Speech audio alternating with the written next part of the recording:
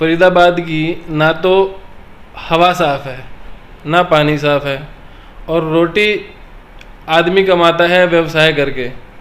व्यवसाय के लिए पहले भी हमारे यहाँ से बड़े बड़े मंत्री रहे, उद्योग मंत्री भी रहे, वो कहते थे नहर पार बड़ी बड़ी मदर यूनिट आ रही हैं। वो सिर्फ दिखावा रहा, छलावा रहा, जुमले रहे। नमस्कार, आप देख रहे हैं नेशनल प्राइम टाइम न्यूज़ और मैं आपके साथ अभय। हाल में लोकसभा चुनाव खत्म हुए हैं और लोकसभा चुनाव के जो परिणाम आपके सामने आए, कहीं ना कहीं चौंकाने वाले परिणाम थे। जैसा कि आपको पता होगा कि हरियाणा लोकसभा चुनाव में 10 की 10 सीट पे चुनाव हुए और 5 सीट कांग्रेस के खाते में तो 5 सीट भाजपा के खाते में गई। और कहीं ना कहीं बात करें तो कड़ा मुकाबला देखने को मिला। आगामी विधानसभा चुनाव को लेकर कहीं ना कहीं बात करें तो राजनीतिक गलियारे में चर्चाएं होने लगी है कि अब आने वाले विधानसभा चुनाव में ऐसा क्या होगा। तो कहीं ना कहीं अब कांग्रेस भी मजबूती के साथ लोकसभा परिणाम को देखकर मजबूत तरीके से ग्राउंड में उतर चुकी है। आज मेरे साथ जुड़े हुए हैं गौरव चौधरी जी हैं, युवा नेता हैं कांग्रेस के और लगातार जनता के बीच में समस्या को उठाते हुए नज़र भी आते हैं। किसी न किसी माध्यम से जनता से जुड़ना इनका लगा रहता है। चर्चा होंगी विधानसभा चुनाव को लेकर कि पार्टी ने क्या तैयारी कर रखी है, और कहीं ना कहीं बात करें कार्यकर्ता पार्टी की रीढ़ की हड्डी माना जाता है। तो मैं जुड़ूंगा गौरव जी से और जानूंगा। गौरव जी नमस्कार। नमस्कार सर, विधानसभा चुनाव को लेकर पार्टी की क्या तैयारी है? देखिए, चुनाव जो होता है लोकतांत्रिक प्रक्रिया है। इसमें पार्टी की तैयारी से पहले लोग तैयारी कर लेते हैं। तो लोगों ने पूरी तैयारी कर रखी है कि भाजपा को भगाना है और एक अच्छी छवि की सरकार को लाना है जो कि प्रदेश में अपराध दूर कर सके। जो नशा आज की डेट में बढ़ता जा रहा है युवाओं के आगे एक ये बहुत बड़ी समस्या है कि नशे से दूर कैसे रहें। क्योंकि मैं फरीदाबाद शहर की बात करूंगा। आप फरीदाबाद शहर में देखिए, पहले तो सिर्फ लोग शराब का सेवन करते थे, अब शराब से ऊपर भी बहुत ऐसे नशे हैं जिनके हमने नाम तक नहीं सुने होंगे। वो नशे आज की नई युवा पीढ़ी करती दिख रही है। तो एक ऐसी सरकार को लाने का लोगों ने मन बना लिया है जो अपराध से मुक्ति दे सके, नशे से मुक्ति दे सके, शिक्षा व्यवस्था को बेहतर कर सके। तो पार्टियों की जो व्यवस्था तैयारियां हैं उससे ऊपर लोगों की तैयारियां हैं, मैं तो मानता हूँ। गौरव जी, लोकसभा चुनाव खत्म हुए, लोकसभा चुनाव के परिणाम को एक आम कार्यकर्ता किस रूप में देखता है?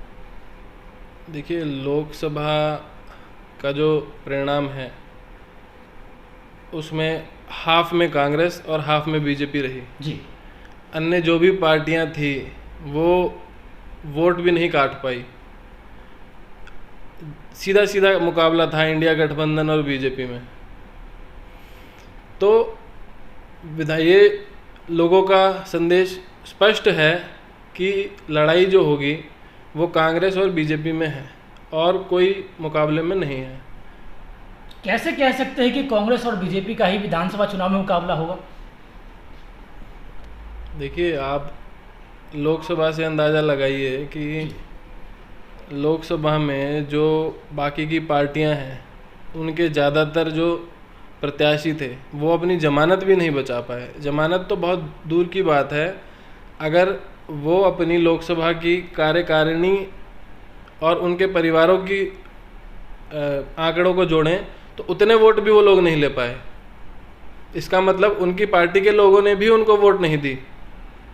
तो सीधी सी बात है कि ठीक है, वो बड़ा चुनाव था, वो देश का चुनाव था, ये विधानसभा का चुनाव है, लेकिन जो आम लोगों में संदेश है वो सीधा है कि इस बार हमने भाजपा को हटाना है और जो भी भाजपा के मुकाबले सरकार बनाने में सक्षम होगा उसी को वोट देनी है। ये बात लोकसभा चुनाव में हमें देखने को मिला कि कांग्रेस बिना संगठन के मजबूती के साथ चुनाव लड़ी और 5 सीट बहुत बड़ी बात होती है।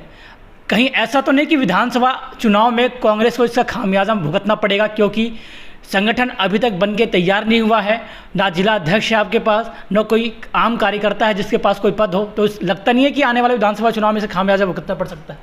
देखिए, खामियाजा भुगतने के लिए कांग्रेस का हर कार्यकर्ता हमेशा तैयार रहता है। वो डरने वाले लोग नहीं हैं, क्योंकि जो डरता है वो कांग्रेस पार्टी में काम नहीं कर सकता। और भाजपा की तो मानसिकता ही रही है डराने की। अभी आप देखिए, पीछे एक हफ्ते से अमित शाह जी हर दूसरे दिन हरियाणा के दौरे पे आ रहे हैं, और उनके दौरे पे आने से क्या हो रहा है, रोज़ कभी हमारे कांग्रेस के विधायकों के घर ईडी की रेड पड़ रही है, कभी हमारे लोकसभा प्रत्याशियों के घर पे ईडी की रेड पड़ रही है, कभी हमारे जो भूपेंद्र हुड्डा जी हैं, माननीय हमारे नेता हैं पार्टी के बड़े वरिष्ठ, उनको अटैच किया जा रहा है किसी मामले में। तो सीधी सीधी जो प्रक्रिया चल रही है वो डराने की ही चल रही है।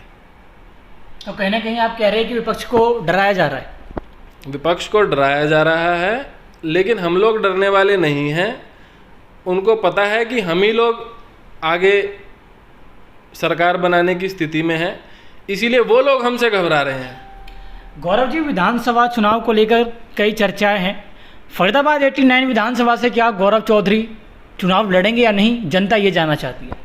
देखिए, पार्टी का आदेश होगा तो 89 क्या, हम तो असम से भी लड़ लेंगे, लेकिन पार्टी का आदेश होगा।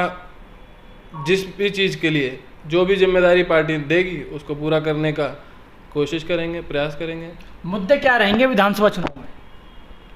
फरीदाबाद शहर में तो अनेक मुद्दे हैं, मुद्दे ही मुद्दे हैं। आप देखिए, फरीदाबाद की ना तो हवा साफ है। देखिए, 3 मूलभूत सुविधाएं जो एक आम मनुष्य के जीवन में आम आदमी को चाहिए, वो है हवा, पानी और रोटी। तो ना तो हवा साफ़ है, ना पानी साफ़ है, और रोटी आदमी कमाता है व्यवसाय करके। व्यवसाय के लिए पहले भी हमारे यहाँ से बड़े बड़े मंत्री रहे, उद्योग मंत्री भी रहे, वो कहते थे नहर पार बड़ी बड़ी मदर यूनिट आ रही हैं। वो सिर्फ दिखावा रहा, छलावा रहा, जुमले रहे। आप बताइए, भाजपा का 10 साल ऊपर भी सरकार है, नीचे भी सरकार है, कितनी नौकरियां दी इन्होंने सरकारी, इनके विधायकों से पूछा जाए तो ना हवा है, ना पानी है, ना रोटी है जी। और है क्या? भ्रष्टाचार, टोल, नशा, शिक्षा व्यवस्था इन्होंने चरमरा दी। तो मुद्दे ही मुद्दे हैं। तो जैसा कि गौरव चौधरी जी से आने वाले विधानसभा चुनाव को लेकर चर्चाएं हुई, और कहीं ना कहीं बात करें तो इनका भी यही दावा है कि आने वाले समय में कांग्रेस अपनी सरकार बना रही है। और कहीं ना कहीं बात करें संगठन को लेकर तो अभी कांग्रेस ने अपना संगठन नियुक्त नहीं किया है। अगर ऐसे में कांग्रेस विधानसभा चुनाव से पहले अपना संगठन खड़ा करती है तो आने वाले समय में शायद कांग्रेस पार्टी को इसका इजाफा हो वोट बैंक में। और खबर को शेयर कीजिएगा ताकि ये खबर सभी तक पहुंचे। तब तक के लिए बने रहिएगा देश दुनिया से जुड़ी तमाम खबरों को देखने के लिए नेशनल प्राइम टाइम न्यूज़ के साथ। धन्यवाद।